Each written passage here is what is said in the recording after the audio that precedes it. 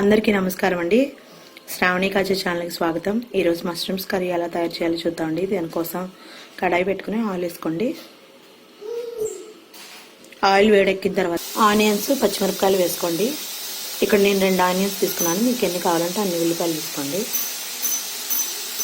ఉల్లిపాయలు, పచ్చిమిరపకాయలు వేగిపోయేలాగా ఒక పేస్ట్ తయారు చేసుకోవాలండి గ్రేవీ కోసం. దానికోసం నేను ఇక్కడ 10 కాజు, 10 జీడిపప్పులు, అలాగే 10 బాదం పప్పులు, 1 టేబుల్ స్పూన్ గసగసాలు వేసి పేస్ట్ చేసుకుంటున్నానండి. ఆనియన్స్ వేగిపోయినాయి కదండి. 2 టేబుల్ స్పూన్ల అల్లం వెల్లిపాయ పేస్ట్ వేసుకుందాం. 2 టేబుల్ స్పూన్ల అల్లం వెల్లిపాయ పేస్ట్ అండి.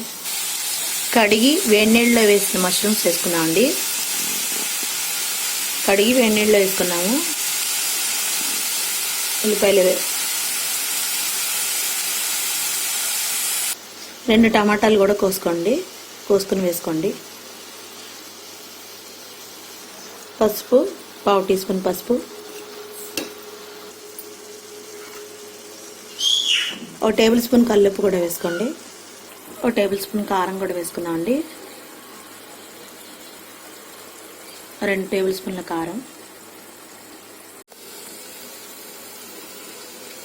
కారం వేసాం కదండి. ఇప్పుడు మనం ఇందాక తయారు చేసుకున్న పేస్ట్ కూడా వేసేసుకుందాం.